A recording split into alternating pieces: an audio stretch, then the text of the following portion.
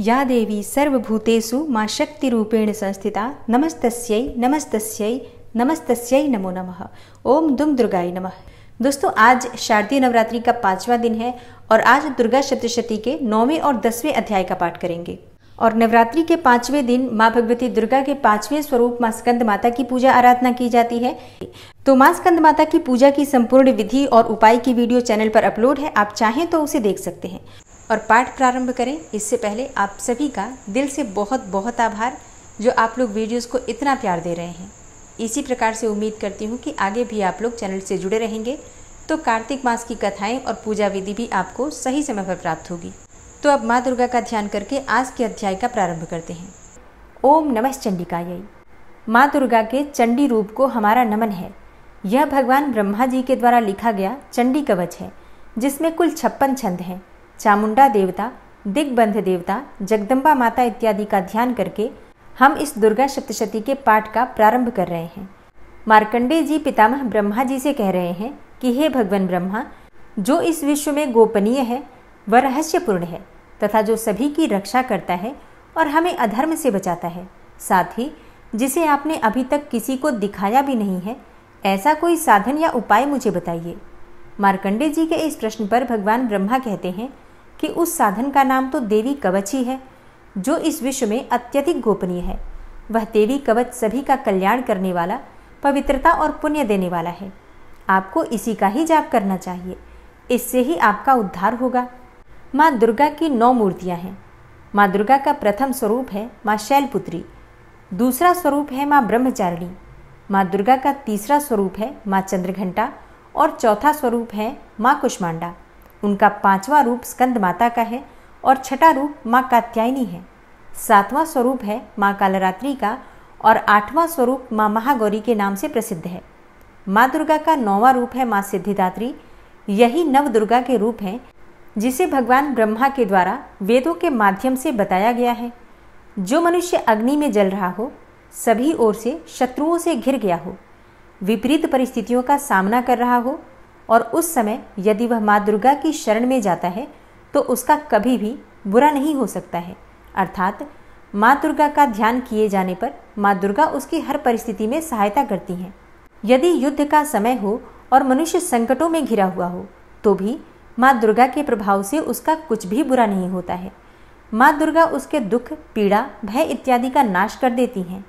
जो भी भक्तगण माँ दुर्गा की भक्ति करता है, माँ दुर्गा अवश्य ही उन्हें अभय दान देती हैं। जो कोई भी देवी दुर्गा का ध्यान करता है, माँ दुर्गा उसकी हर प्रकार से रक्षा करती हैं और इस बात में कोई भी संशय नहीं है। चामुंडा माता का वाहन प्रेत है और वे उस पर सवारी करती हैं। वाराही माता का वाहन भैंसा है। ऐन्द्री माता का वाहन हाथी है, तो वही वैष्णवी माता का वाहन गरुड़ है। भगवान शिव की पत्नी व सभी की ईश्वरी माँ पार्वती का वाहन वृषभ है। कुमारी माता का वाहन मोर है। लक्ष्मी माता कमल के आसन पर विराजमान है और उन्होंने अपने हाथों में भी कमल लिया हुआ है। वे भगवान विष्णु को अत्यधिक प्रिय हैं। वृषभ पर बैठी हुई माँ पार्वती का रंग सफ़ेद है। भगवान ब्रह्मा की पत्नी माँ ब्राह्मी या माँ सरस्वती हंस पर बैठी हुई हैं और सभी प्रकार के आभूषण पहने हुए हैं। इस प्रकार से माता रानी अपने भिन्न भिन्न रूपों में सभी तरह के योग व शक्तियों को ली हुई हैं। उन्होंने कई प्रकार के आभूषण व रत्न पहने हुए हैं, जो उनकी शोभा को बढ़ा रहे हैं। माँ दुर्गा का एक रूप अत्यधिक क्रोध में रथ पर बैठा हुआ दिखाई देता है, जो दुष्टों का नाश करने के लिए है। वे अपने हाथ में शंख, सुदर्शन चक्र, गदा, हल, मूसल इत्यादि लिए हुए हैं। इसके अलावा उन्होंने अपने हाथों में खेटक, तोमर, परशु, पाश, त्रिशूल तथा उत्तम कोटि का धनुष भी लिया हुआ है। माँ दुर्गा दैत्यों, दुष्टों व राक्षसों का नाश कर देती हैं, भक्तों का कल्याण करती हैं तथा देवताओं का सदैव हित करती हैं।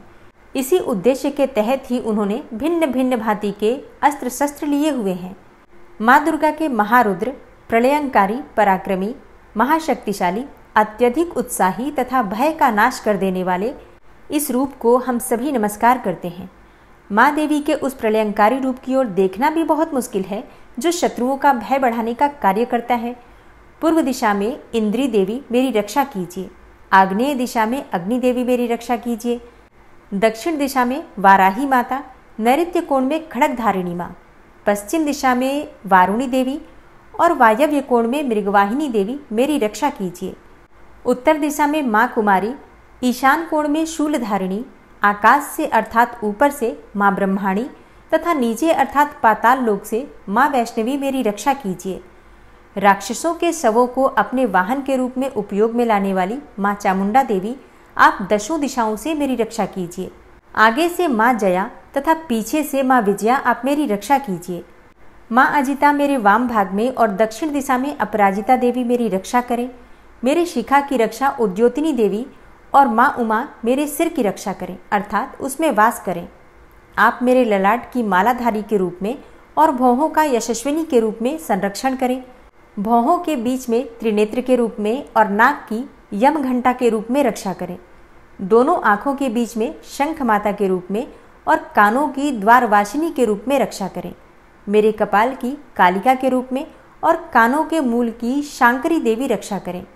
नासिका की सुगंधा देवी और होंठ के ऊपरी भाग की चर्चिका देवी रक्षा करें।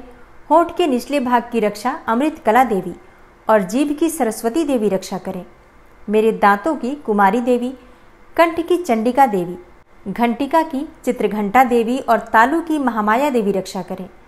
मेरी ठोड़ी की कामाक्षी देवी, वाणी की सर्वमंगला देवी, ग्रीवा की भद्रकाली तथा मेरुदंड की धनुर्धारी देवी रक्षा करें।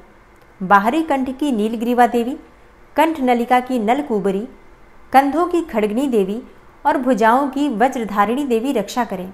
दोनों हाथों की दंडिनी देवी, अंगुलियों की जगदम्बिका माता, नाखूनों की शूलेश्वरी देवी और पेट की कुलेश्वरी देवी रक्षा करें।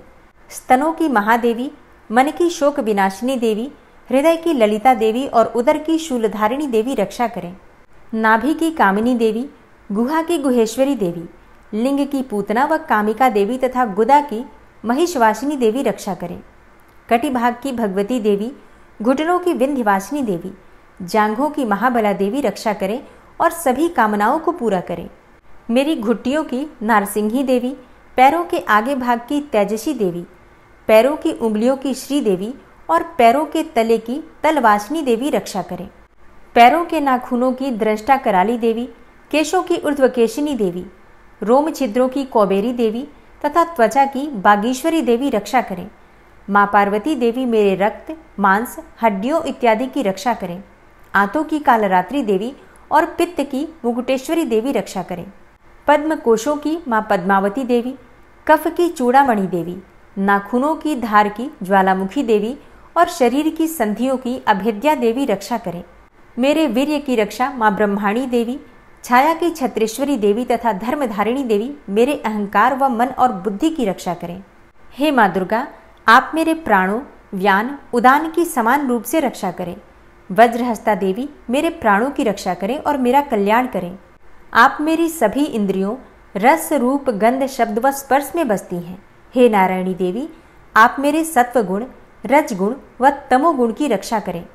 मेरे आयु की वाराही देवी, वैष्णवी देवी धर्म की, यश व कीर्ति की लक्ष्मी देवी तथा धन व विद्या की चक्रिणी देवी रक्षा करें। इंद्रा देवी मेरे गोत्र की, चंडी देवी मेरे पशुओं की, महालक्ष्मी देवी मेरे पुत्रों की और भैरवी देवी मेरी पत्नी की रक्षा करें। मेरे पथ की सुपथा देवी और उस मार्ग की क्षेमकरी देवी, राजा के दरबार में महालक्ष्मी देवी तथा सभी जगह निवास करने वाली विजया देवी मेरे भय की रक्षा करें। हे माँ दुर्गा, जो भी स्थान या अंग इस देवी कवच में रह गया है और वह अभी भी रक्षा करने योग्य है, तो आप उसकी भी रक्षा कीजिए। आप मेरे पापों का नाश करके मेरा उद्धार कीजिए। माँ दुर्गा की आज्ञा के बिना कोई भी व्यक्ति इस विश्व में एक कदम भी आगे नहीं बढ़ सकता है। हम यदि कहीं भी जा रहे हैं तो हमें अवश्य ही इस देवी कवच का पाठ करना चाहिए और उसके बाद ही प्रस्थान करना चाहिए। इस दुर्गा रक्षा कवच के पाठ से हमें हर जगह लाभ व सफलता मिलती है और हमारे सभी काम बन जाते हैं। हम जब भी माँ दुर्गा का ध्यान करते हैं वैसे ही हमारे सभी काम बनते चले जाते हैं। उस व्यक्ति को इस पृथ्वी पर बिना किसी तुलना के परम यश और वैभव प्राप्त होता है। जो भी भक्तगण इस देवी रक्षा कवच का पाठ करता है उसका भय समाप्त हो जाता है, युद्ध में उसकी विजय होती है तथा वह तीनों लोकों में पूजनीय हो जाता है। देवी माता का यह रक्षा कवच देवताओं तक के लिए बहुत दुर्लभ है। जो व्यक्ति इस देवी कवच का तीनों समय श्रद्धा भाव के साथ पाठ करता है उसे देवी माता की कृपा से तीनों लोकों में विजय मिलती है। वह अकाल मृत्यु के भय से दूर होता है तथा 100 वर्षों से भी अधिक समय तक जीवित रहता है।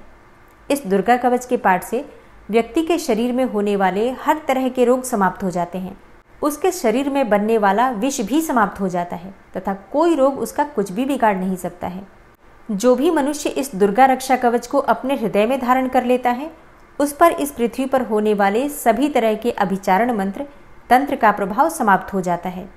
सभी तरह की डाकिनी शाकिनी, अंतरिक्ष में रहने वाले अति शक्तिशाली व भयंकर डाकिन, भूत, पिशाच, यक्ष, गंधर्व, राक्षस, ब्रह्म राक्षस, वेताल, कुष्मांडा, भैरव इत्यादि सभी तरह की नकारात्मक शक्तियों के प्रभाव इस दुर्गा कवच के माध्यम से समाप्त हो जाते हैं। इस रक्षा कवच का पाठ करने वाला व्यक्ति राजा से सम्मान प्राप्त करता है और उसकी सुख संपत्ति में वृद्धि होती है। जो भी व्यक्ति इस देवी कवच का पाठ करता है, उसका हर जगह यश बढ़ता ही जाता है और जो भी इस कवच का 7 बार जाप करता है, उसका वंश इस पृथ्वी के अंत तक रहता है। इसके पश्चात जब उसकी मृत्यु हो जाती है, तब वह माँ दुर्गा के आशीर्वाद से परम स्थान को प्राप्त करता है, जो देवताओं को भी अत्यंत दुर्लभ है। उसे महामाया का प्रसाद मिलता है और उसकी मुक्ति हो जाती है। वह माँ दुर्गा के आशीर्वाद से सुंदर रूप को धारण करता है और भगवान शिव के समान आनंद प्राप्त करता है। और अब पूरे भक्तिभाव से माँ दुर्गा का ध्यान करके अर्गला स्तोत्र का पाठ करते हैं। ओम नमः चंडिकायै। माँ चंडिका देवी को नमस्कार है। मार्कंडेय ऋषि जी कहते हैं, जयंती अर्थात सबसे उत्कृष्ट एवं विजयशालिनी, मंगला अर्थात अपने भक्तों के जन्म मरण आदि संसार बंधन को दूर करने वाली, मोक्षदायिनी मंगलदायी देवी, काली अर्थात प्रलय काल में संपूर्ण सृष्टि को अपना ग्रास बना लेने वाली देवी, भद्रकाली अर्थात अपने भक्तों के लिए ही भद्र अथवा मंगल स्वीकार करने वाली, कपालिनी अर्थात हाथ में कपाल तथा गले में मुंडमाला धारण करने वाली, दुर्गा अर्थात कर्म एवं उपासना स्वरूप दुस्साध्य साधन से प्राप्त होने वाली, क्षमा अर्थात अत्यंत करुणामय स्वभाव होने के कारण अपने भक्तों के सारे अपराध क्षमा करने वाली, शिवा अर्थात सबका कल्याण करने वाली, धात्री अर्थात संपूर्ण प्रपंच को धारण करने वाली, स्वाहा अर्थात स्वाहा रूप से यज्ञ भाग ग्रहण करके देवताओं का पोषण करने वाली, और स्वधा अर्थात स्वधा रूप से श्राद्ध और तर्पण को स्वीकार करके पितरों का पोषण करने वाली। इन नामों से प्रसिद्ध हे जगदम्बिके, तुम्हें मेरा नमस्कार है। हे देवी चामुंडे, तुम्हारी जय हो। संपूर्ण प्राणियों की पीड़ा हरने वाली देवी, तुम्हारी जय हो। सब में व्याप्त रहने वाली देवी, तुम्हारी जय हो।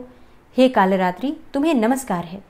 मधु और कैटब को मारने वाली तथा ब्रह्मा जी को वरदान देने वाली देवी, तुम्हें नमस्कार है। तुम मुझे रूप दो, जय दो, यश दो और काम क्रोध आदि शत्रुओं का नाश करो। महिषासुर का नाश करने वाली तथा भक्तों को सुख देने वाली हे देवी, तुम्हें नमस्कार है। तुम रूप दो, जय दो, यश दो और काम क्रोध आदि शत्रुओं का नाश करो। रक्त बीज का वध और चंडमुंड का विनाश करने वाली हे देवी, तुम रूप दो, जय दो, यश दो और काम क्रोध आदि शत्रुओं का नाश करो। शुंभ और निशुंभ तथा धूम्रलोचन का मर्दन करने वाली हे देवी, तुम रूप दो, जय दो, यश दो और काम क्रोध आदि शत्रुओं का नाश करो। सबके द्वारा वंदित युगल चरणों वाली तथा संपूर्ण सौभाग्य प्रदान करने वाली हे देवी, तुम रूप दो, जय दो, यश दो और काम क्रोध आदि शत्रुओं का नाश करो। हे देवी, तुम्हारे रूप और चरित्र अचिंत्य हैं। तुम समस्त शत्रुओं का विनाश करने वाली हो। तुम रूप दो, जय दो, यश दो और काम क्रोध आदि शत्रुओं का नाश करो। पापों को दूर करने वाली हे चंडिके, जो भक्तिपूर्वक तुम्हारे चरणों में सर्वदा मस्तक झुकाते हैं, उन्हें रूप दो, जय दो, यश दो और उनके काम क्रोध आदि शत्रुओं का नाश करो। रोगों का नाश करने वाली हे चंडिके, जो भक्तिपूर्वक तुम्हारी स्तुति करते हैं, उन्हें रूप दो, जय दो, यश दो और उनके काम क्रोध आदि शत्रुओं का नाश करो। हे चंडिके, इस संसार में जो भक्तिपूर्वक तुम्हारी पूजा करते हैं, उन्हें रूप दो, जय दो, यश दो और उनके काम क्रोध आदि शत्रुओं का नाश करो। मुझे सौभाग्य और आरोग्य दो, परम सुख दो। रूप दो, जय दो, यश दो और मेरे काम क्रोध आदि शत्रुओं का नाश करो। जो मुझसे द्वेष रखते हों, उनका नाश और मेरे बल की वृद्धि करो। रूप दो, जय दो, यश दो और मेरे काम क्रोध आदि शत्रुओं का नाश करो।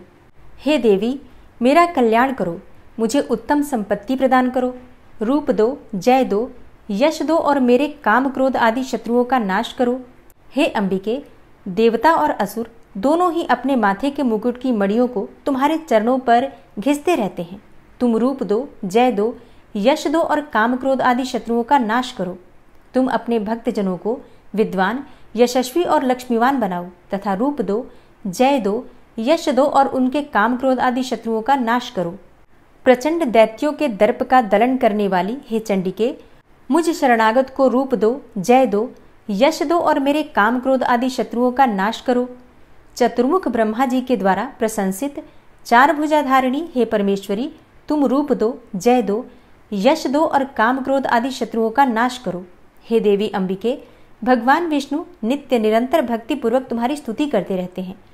तुम रूप दो, जय दो, यश दो और काम क्रोध आदि शत्रुओं का नाश करो। हिमालय कन्या पार्वती के पति महादेव जी के द्वारा प्रशंसित होने वाली हे परमेश्वरी, तुम रूप दो, जय दो, यश दो और काम क्रोध आदि शत्रुओं का नाश करो। शचीपति इंद्र के द्वारा सद्भाव से पूजित होने वाली हे परमेश्वरी, तुम रूप दो, जय दो, यश दो और काम क्रोध आदि शत्रुओं का नाश करो। प्रचंड भुजदंडों वाले दैत्यों का घमंड चूर करने वाली हे देवी, तुम रूप दो, जय दो, यश दो और काम क्रोध आदि शत्रुओं का नाश करो। हे देवी अंबिके, तुम अपने भक्तजनों को सदा असीम आनंद प्रदान करती रहती हो। मुझे रूप दो, जय दो, यश दो और मेरे काम क्रोध आदि शत्रुओं का नाश करो। मन की इच्छा के अनुसार चलने वाली मनोहर पत्नी प्रदान करो, जो दुर्गम संसार सागर से तारने वाली तथा उत्तम कुल में उत्पन्न हुई हो। जो मनुष्य इस अर्गला स्तोत्र का पाठ करके सप्तशती रूपी महास्तोत्र का पाठ करता है, वह सप्तशती की जप संख्या से मिलने वाले श्रेष्ठ फल को प्राप्त होता है। साथ ही वह प्रचुर संपत्ति भी प्राप्त कर लेता है। कीलक स्तोत्र। तो सबसे पहले भगवती दुर्गा का ध्यान कीजिए, उसके बाद इस पावन और परम कल्याणकारी स्तोत्र का पाठ करते हैं। ओम नमः चंडिकायै। मार्कंडेय ऋषि जी कहते हैं, चंडिका देवी को नमस्कार है। विशुद्ध ज्ञान ही जिनका शरीर है, तीनों वेद ही जिनके तीनों दिव्य नेत्र हैं, और जो कल्याण प्राप्ति के हेतु हैं तथा अपने मस्तक पर अर्धचंद्र का मुकुट धारण करते हैं, उन भगवान शिव को नमस्कार है। मंत्रों का जो अभिकीलक है, अर्थात मंत्रों की सिद्धि में विघ्न उपस्थित करने वाले शाप रूपी कीलक का जो निवारण करने वाला है, उस सप्तशती स्तोत्र को संपूर्ण रूप से जानना चाहिए और जानकर उसकी उपासना करनी चाहिए।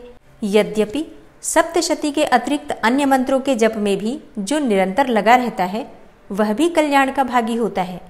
उसके भी उच्चाटन आदि कर्म सिद्ध होते हैं तथा उसे भी समस्त दुर्लभ वस्तुओं की प्राप्ति हो जाती है। तथापि जो अन्य मंत्रों का जप न करके केवल इस सप्तशती नामक स्तोत्र से ही देवी की स्तुति करते हैं, उन्हें स्तुति मात्र से ही सच्चिदानंद स्वरूपिणी देवी सिद्ध हो जाती हैं। उन्हें अपने कार्य की सिद्धि के लिए मंत्र, औषधि तथा अन्य किसी साधन के उपयोग की आवश्यकता नहीं रहती। बिना जप के ही उनके उच्चाटन आदि समस्त अभिचारिक कर्म सिद्ध हो जाते हैं। इतना ही नहीं, उनकी संपूर्ण अभिष्ट वस्तुएं भी सिद्ध हो जाती हैं। लोगों के मन में यह शंका थी कि जब केवल सप्तशती की उपासना से अथवा सप्तशती को छोड़कर अन्य मंत्रों की उपासना से भी समान रूप से सब कार्य सिद्ध होते हैं, तब इनमें श्रेष्ठ कौन सा साधन है। लोगों की इस शंका को सामने रखकर भगवान शंकर ने अपने पास आए हुए जिज्ञासुओं को समझाया कि यह सप्तशती नामक संपूर्ण स्तोत्र ही सर्वश्रेष्ठ एवं कल्याणमय है। तदनंतर भगवती चंडिका के सप्तशती नामक स्तोत्र को महादेव जी ने गुप्त कर दिया। सप्तशती के पाठ से जो पुण्य प्राप्त होता है, उसकी कभी समाप्ति नहीं होती, परंतु अन्य मंत्रों के जप से उत्पन्न पुण्य की समाप्ति हो जाती है। अतः भगवान शिव ने अन्य मंत्रों की अपेक्षा जो सप्तशती की ही श्रेष्ठता का निर्णय किया, उसे यथार्थ ही जानना चाहिए। अन्य मंत्रों का जप करने वाला पुरुष भी यदि सप्तशती के स्तोत्र और जप का अनुष्ठान कर ले, तो वह भी पूर्ण रूप से ही कल्याण का भागी होता है। इसमें तनिक भी संदेह नहीं है। जो साधक कृष्ण पक्ष की चतुर्दशी अथवा अष्टमी को एकाग्रचित्त होकर भगवती की सेवा में अपना सर्वस्व समर्पित कर देता है और फिर उसे प्रसाद रूप से ग्रहण करता है, उसी पर भगवती प्रसन्न होती हैं, अन्यथा उनकी प्रसन्नता नहीं प्राप्त होती। इस प्रकार सिद्धि के प्रतिबंधक रूप कील के द्वारा महादेव जी ने इस स्तोत्र को कीलित कर रखा है। जो पूर्वोक्त रीति से निष्कीलन करके इस सप्तशती स्तोत्र का प्रतिदिन स्पष्ट उच्चारण पूर्वक पाठ करता है, वह मनुष्य सिद्ध हो जाता है। वही देवी का पार्षद होता है और वही गंधर्व भी होता है। सर्वत्र विचरते रहने पर भी इस संसार में उसे कहीं भी भय नहीं होता। वह अपमृत्यु के वश में नहीं पड़ता तथा देह त्यागने के बाद वह मोक्ष प्राप्त कर लेता है। अतः कीलन को जानकर उसका परिहार करके ही सप्तशती का पाठ आरंभ करें। जो ऐसा नहीं करता उसका नाश हो जाता है। इसलिए कीलक और निष्कीलन का ज्ञान प्राप्त करने पर ही यह स्तोत्र निर्दोष होता है और विद्वान पुरुष इस निर्दोष स्तोत्र का ही पाठ आरंभ करते हैं। स्त्रियों में जो कुछ भी सौभाग्य आदि दृष्टिगोचर होता है वह सब देवी के प्रसाद रूप का ही फल है। अतः इस कल्याणमय स्तोत्र का सदा जाप करना चाहिए। इस स्तोत्र का मंद स्वर से पाठ करने पर स्वल्प फल की प्राप्ति होती है और उच्च स्वर से पाठ करने पर पूर्ण फल की सिद्धि होती है। अतः उच्च स्वर से ही इसका पाठ आरंभ करना चाहिए। जिनके प्रसाद से ऐश्वर्य, सौभाग्य, आरोग्य, संपत्ति, शत्रुनाश तथा परम मोक्ष की भी सिद्धि होती है, उस कल्याणमयी जगदम्बा की स्तुति मनुष्य क्यों नहीं करते। या देवी सर्वभूतेषु मां शक्ति रूपेण संस्थिता नमस्तस्यै नमस्तस्यै नमस्तस्यै नमो नमः। ओम दुम दुर्गाय नमः। जय माता रानी। दोस्तों, आपके अपने चैनल धर्म साधना में आपका बहुत बहुत स्वागत है। माँ भगवती दुर्गा की कृपा आप और आपके पूरे परिवार पर सदा सर्वदा बनी रहे। दोस्तों, आज शारदीय नवरात्रि का 5वां दिन है और आज दुर्गा सप्तशती के 9वें और 10वें अध्याय का पाठ करेंगे। और नवरात्रि के 5वें दिन माँ भगवती दुर्गा के 5वें स्वरूप माँ स्कंद माता की पूजा आराधना की जाती है और माँ स्कंद माता की पूजा से समस्त प्रकार की कामनाएं भी पूर्ण होती हैं, विशेषकर जिनको संतान प्राप्ति की कामना है। ऐसे दंपतियों को नवरात्रि के 5वें दिन माँ स्कंद माता की विधि विधान से पूजा आराधना करनी चाहिए और कुछ विशेष उपाय भी जरूर करने चाहिए। तो माँ स्कंद माता की पूजा की संपूर्ण विधि और उपाय की वीडियो चैनल पर अपलोड है, आप चाहें तो उसे देख सकते हैं। और अब मन में माँ भगवती दुर्गा का ध्यान करते हुए ओम नमः चंडिकायै इस मंत्र का उच्चारण कीजिए और पूरे भक्तिभाव से पहले 9वें अध्याय का पाठ करेंगे और उसके बाद 10वें अध्याय का पाठ करेंगे। और दुर्गा सप्तशती के 9वें अध्याय में निशुंभ के वध का वर्णन किया गया है। ओम नमः चंडिकायै। राजा ने कहा, हे भगवान, आपने रक्त बीज के वध से संबंध रखने वाले देवी चरित्र का यह अद्भुत महात्म्य मुझे बतलाया। अब रक्त बीज के मारे जाने पर अत्यंत क्रोध में भरे हुए शुंभ और निशुंभ ने जो कर्म किया उसे मैं सुनना चाहता हूँ। ऋषि कहते हैं, हे राजन, युद्ध में रक्त बीज तथा अन्य दैत्यों के मारे जाने पर शुंभ और निशुंभ के क्रोध की सीमा न रही। अपनी विशाल सेना इस प्रकार मारी जाती देखकर निशुंभ अमरस में भरकर देवी की ओर दौड़ा। उसके साथ असुरों की प्रधान सेना थी।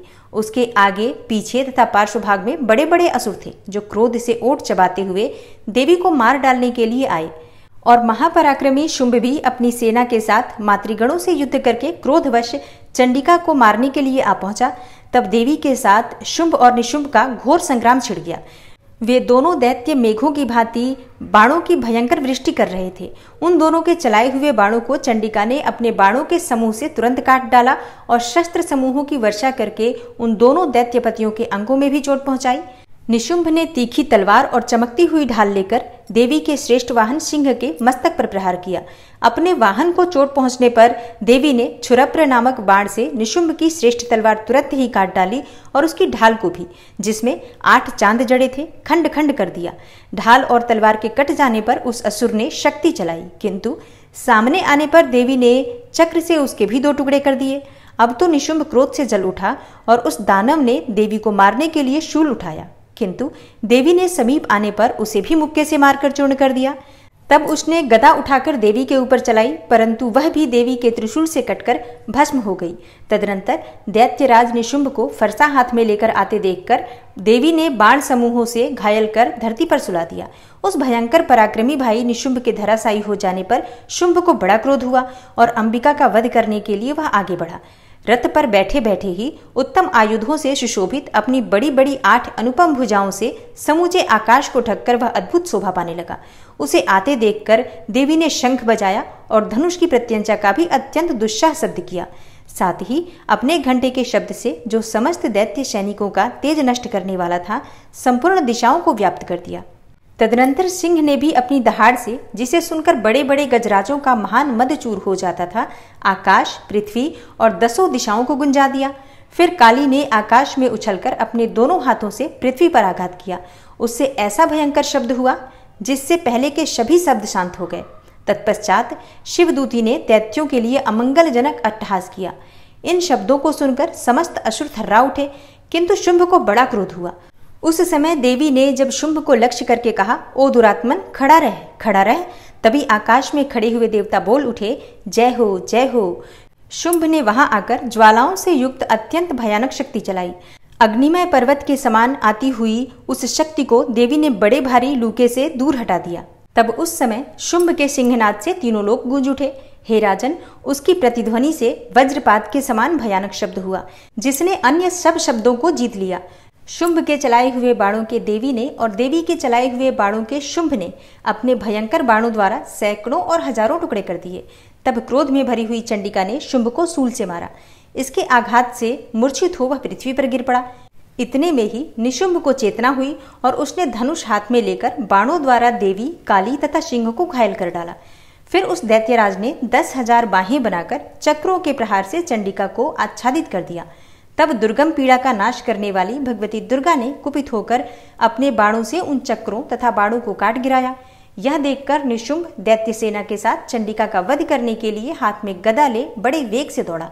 उसके आते ही चंडी ने तीखी धार वाली तलवार से उसकी गदा को शीघ्र ही काट डाला। तब उसने शूल हाथ में ले लिया। देवताओं को पीड़ा देने वाले निशुंभ को शूल हाथ में लिए आते देख चंडिका ने वेग से चलाए हुए अपने शूल से उसकी छाती छेद डाली। शूल से विदीर्ण हो जाने पर उसकी छाती से एक दूसरा महाबली एवं महापराक्रमी पुरुष खड़ी रह कहता हुआ निकला। उस निकलते हुए पुरुष की बात सुनकर देवी ठठाकर हंस पड़ी और खड्ग से उन्होंने उसका मस्तक काट डाला। फिर तो वह पृथ्वी पर गिर पड़ा और तदनंतर सिंह अपनी दाढ़ों से असुरों की गर्दन कुचलकर खाने लगा। बड़ा ही भयंकर दृश्य था। उधर काली तथा शिवदूती ने भी अन्यान्य दैत्यों का भक्षण करना आरंभ कर दिया। कौमारी की शक्ति से विदीर्ण होकर कितने ही महादैत्य नष्ट हो गए। ब्रह्माणी के मंत्रपूत जल से निस्तेज होकर कितने ही भाग खड़े हुए। कितने ही दैत्य माहेश्वरी के त्रिशूल से छिन्न भिन्न हो धराशायी हो गए। वाराही के थुथुन के आघात से कितनों का पृथ्वी पर कचूमर निकल गया। वैष्णवी ने भी अपने चक्र से दानवों के टुकड़े टुकड़े कर डाले। ऐन्द्री के हाथ से छूटे हुए वज्र से भी कितने ही प्राणों से हाथ धो बैठे। कुछ असुर नष्ट हो गए, कुछ उस महायुद्ध से भाग गए तथा कितने ही काली, शिवदूती तथा सिंह के ग्रास बन गए। ओम नमः चंडिकायै। इस प्रकार श्री मार्कंडेय पुराण में सावर्णिक मनवंतर की कथा के अंतर्गत देवी महात्म्य में निशुंभ वध नामक 9वां अध्याय पूरा हुआ। और अब आप सुनेंगे 10वां अध्याय। 10वें अध्याय में शुंभ के वध का वर्णन किया गया है। ऋषि कहते हैं, हे राजन, अपने प्राणों के समान प्यारे भाई निशुंभ को मारा गया देखकर तथा सारी सेना का संहार होता जानकर शुंभ ने कुपित होकर कहा, दुष्ट दुर्गे, तू बल के अभिमान में आकर झूठ मूठ का घमंड न दिखा। तू बड़ी मानिनी बनी हुई है, किंतु दूसरी स्त्रियों के बल का सहारा लेकर लड़ती है। देवी बोली, ओ दुष्ट, मैं अकेली ही हूँ। इस संसार में मेरे सिवा दूसरी कौन है? देख, ये मेरी ही विभूतियां हैं, अतः मुझ में ही प्रवेश कर रही हैं। तदनंतर ब्रह्माणी आदि समस्त देवियां अंबिका देवी के शरीर में ही लीन हो गई। उस समय केवल अंबिका देवी ही रह गई। देवी बोली, मैं अपनी ऐश्वर्य शक्ति से अनेकों रूपों में यहाँ उपस्थित हुई थी। उन सभी रूपों को मैंने समेट लिया है और अब अकेली ही युद्ध में खड़ी हूँ। तुम भी स्थिर हो जाओ। ऋषि कहते हैं, तदनंतर देवी और शुंभ दोनों में सब देवताओं तथा दानवों के देखते देखते भयंकर युद्ध छिड़ गया। बाणों की वर्षा तथा तीखे शस्त्रों एवं दारुण अस्त्रों के प्रहार के कारण उन दोनों का युद्ध सब लोगों के लिए बड़ा भयानक प्रतीत हो रहा था। उस समय अंबिका देवी ने जो सैकड़ों दिव्य अस्त्र छोड़े, उन्हें दैत्यराज शुंभ ने उनके निवारक अस्त्रों द्वारा काट डाला। इसी प्रकार शुंभ ने भी जो दिव्य अस्त्र चलाए, उन्हें परमेश्वरी ने भयंकर हुंकार शब्द के उच्चारण आदि द्वारा खिलवाड़ में ही नष्ट कर डाला। तब उस असुर ने सैकड़ों बाणों से देवी को आच्छादित कर दिया।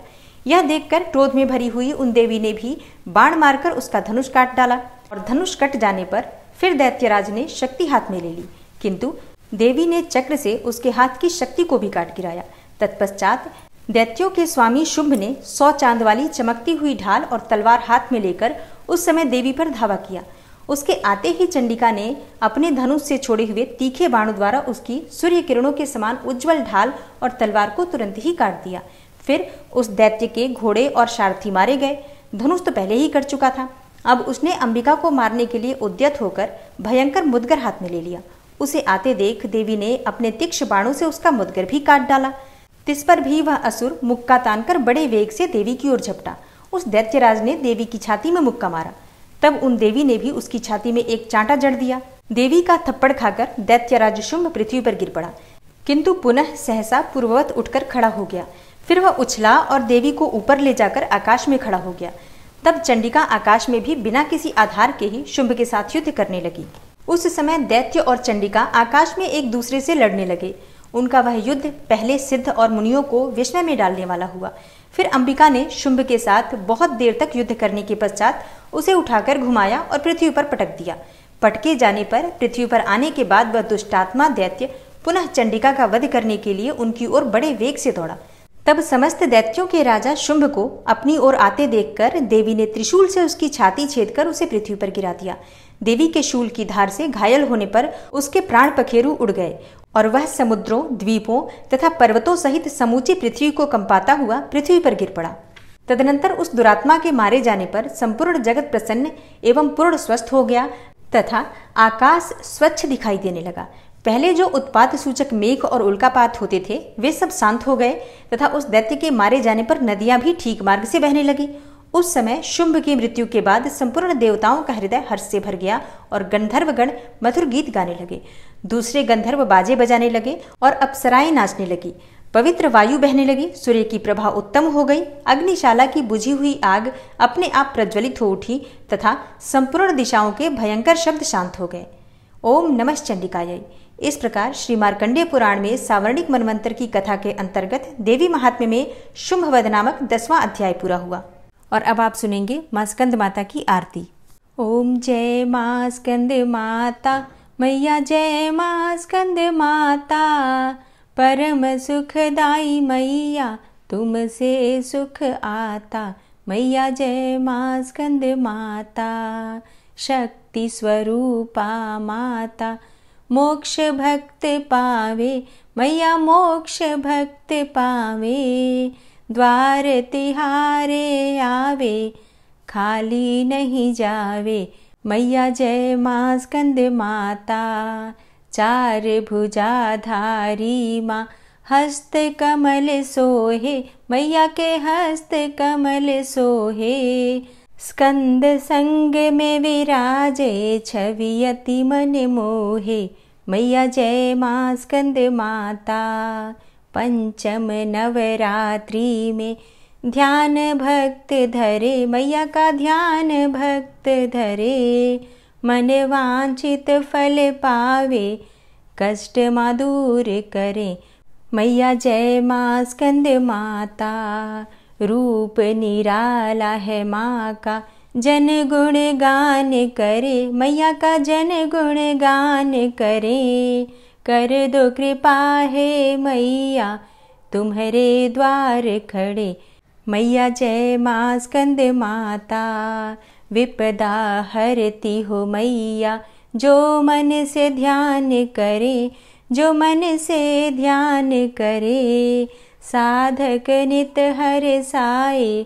जय जय माँ की करे। मैया जय मां स्कंद माता, शिव योगी की शक्ति तुमको ही जग जाने। मैया तुमको ही जग जाने।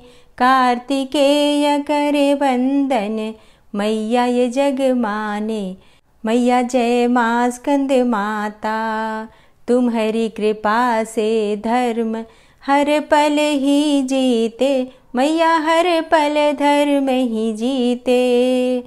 तुम्हारी इच्छा से हम सब भक्ति रस पीते। मैया जय मां स्कंद माता, स्कंद माता की आरती जो मन से गाए।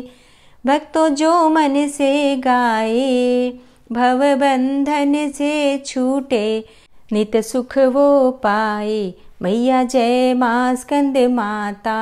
ओम जय मां स्कंद माता, मैया जय मां स्कंद माता, परम सुखदाई मैया तुमसे है सुख आता। मैया जय मां स्कंद माता। माँ की आरती करने के बाद क्षमा प्रार्थना जरूर करनी चाहिए। तो दोनों हाथ जोड़कर माँ से क्षमा प्रार्थना करते हैं। हे परमेश्वरी, मेरे द्वारा दिन रात बहुत से अपराध होते रहते हैं। मुझे अपना दास समझकर मेरे उन अपराधों को आप कृपापूर्वक क्षमा करिए। हे परमेश्वरी, मैं आवाहन करना नहीं जानता, विसर्जन करना भी नहीं जानता तथा पूजा करने का ढंग भी नहीं जानता। हे माँ, मुझे क्षमा करिए। हे देवी सुरेश्वरी, मैंने जो मंत्रहीन अर्थात ना मंत्रों को जानता हूँ, क्रियाहीन अर्थात ना क्रियाओं को जानता हूँ और भक्तिहीन अर्थात ना भक्ति के प्रकार जानता हूँ, तो मैंने जो मंत्रहीन, क्रियाहीन और भक्तिहीन पूजन किया है वह सब आपकी कृपा से पूरे हों। सैकड़ों अपराध करने के बाद भी जो आपकी शरण में आके जगदम्बा कहकर पुकारता है, उसे वह गति प्राप्त होती है जो ब्रह्मा आदि देवताओं के लिए भी पाना आसान नहीं है। हे जगदम्बिके, मैं अपराधी हूँ किंतु आपकी शरण में आया हूँ। इस समय दया का पात्र हूँ, आप जैसा चाहें वैसा करें। हे देवी परमेश्वरी, अज्ञानवश, भूल से या बुद्धि भ्रष्ट होने के कारण मैंने जो भी न्यूनता या अधिकता कर दी हो वह सब क्षमा करें और प्रसन्न हो। हे सच्चिदानंद स्वरूपा परमेश्वरी, जगन माता कामेश्वरी, आप प्रेम पूर्वक मेरी यह पूजा स्वीकार करें और मुझ पर प्रसन्न रहें। हे देवी सुरेश्वरी, आप गोपनीय से भी गोपनीय वस्तु की रक्षा करने वाली हैं। मेरे निवेदन किए हुए इस जप को ग्रहण करिए। आपकी कृपा से मुझे सिद्धि की प्राप्ति हो। इस प्रकार क्षमा प्रार्थना मंत्र के पाठ से दुर्गा माता आपके जाने अनजाने में हुए सारे अपराधों को क्षमा करेंगी और उनकी कृपा सदैव आपके ऊपर बनी रहेगी। तो दोस्तों, ये है आज की वीडियो। उम्मीद करती हूँ आपके लिए उपयोगी होगी। अगर वीडियो पसंद आई हो तो लाइक कीजिए, शेयर भी ज़रूर कीजिए और अगर आप चैनल पर पहली बार आए हैं, अभी तक आपने चैनल को सब्सक्राइब नहीं किया है, तो आज की वीडियो अगर आपको अच्छी लगे तो चैनल को सब्सक्राइब करके बेल आइकन को ज़रूर प्रेस कर लीजिए। इससे ये होगा कि इस चैनल पर जो भी नई वीडियो अपलोड होंगी उनकी नोटिफिकेशन आपको सही समय पर प्राप्त होगी। मिलती हूँ मैं आपसे अगली वीडियो में, तब तक के लिए जय श्री राधे।